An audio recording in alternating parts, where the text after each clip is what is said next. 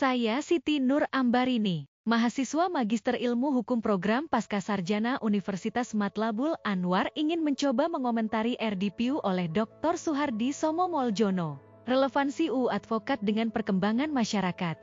Klaim bahwa ketentuan dalam UU Advokat masih relevan dengan perkembangan masyarakat cukup menarik, namun perlu didukung dengan data atau contoh konkret. Misalnya, bagaimana ketentuan tersebut membantu menyelesaikan masalah hukum di masyarakat atau beradaptasi dengan perubahan sosial. Posisi advokat sebagai penegak hukum. Pernyataan bahwa advokat sejajar dengan aparat penegak hukum lain melalui definisi sebagai penegak hukum adalah poin penting. Namun akan lebih kuat jika diberikan konteks lebih lanjut, seperti pengaruhnya terhadap kemandirian atau kewenangan advokat dalam praktiknya. Permasalahan organisasi advokat. Pernyataan bahwa masalah utama bukan karena kekeliruan pembentuk undang-undang, tetapi karena inkonsistensi Mahkamah Agung cukup tajam dan kritis. Namun, akan lebih baik jika ditambahkan penjelasan lebih rinci tentang bentuk kebijakan dualistis Mahkamah Agung, seperti contoh kasus atau keputusan yang menunjukkan inkonsistensi tersebut. Dampak dualisme kebijakan hukum.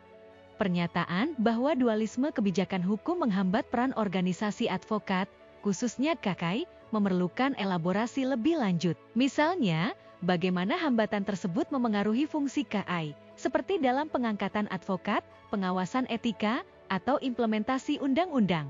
Kesimpulan dari penelitian tersebut menekankan beberapa poin penting yang relevan dengan hubungan antara UU Advokat dan Kode Etik Advokat Indonesia, KAI, yaitu kesatuan hukum yang tak terpisahkan.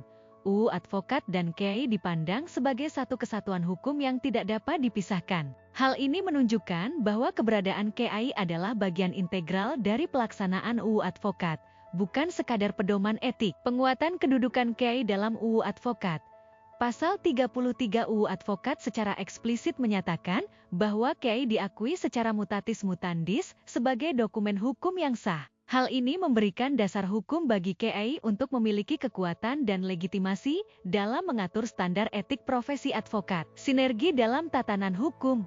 UU Advokat dan KAI saling melengkapi untuk membentuk sistem hukum yang mendukung advokat dalam menjalankan peran mereka sebagai penegak hukum. Hubungan ini menguatkan posisi advokat, tidak hanya sebagai pelaksana hukum, tetapi juga sebagai bagian dari sistem penegakan hukum yang etis dan profesional. Kesimpulan ini menggarisbawahi pentingnya integrasi antara peraturan undang-undang dan kode etik dalam menjaga kualitas dan kepercayaan publik terhadap profesi advokat sebagai penegak hukum. Hal ini juga menunjukkan bahwa regulasi hukum dan etika saling mendukung untuk menciptakan tatanan hukum yang adil dan berintegritas.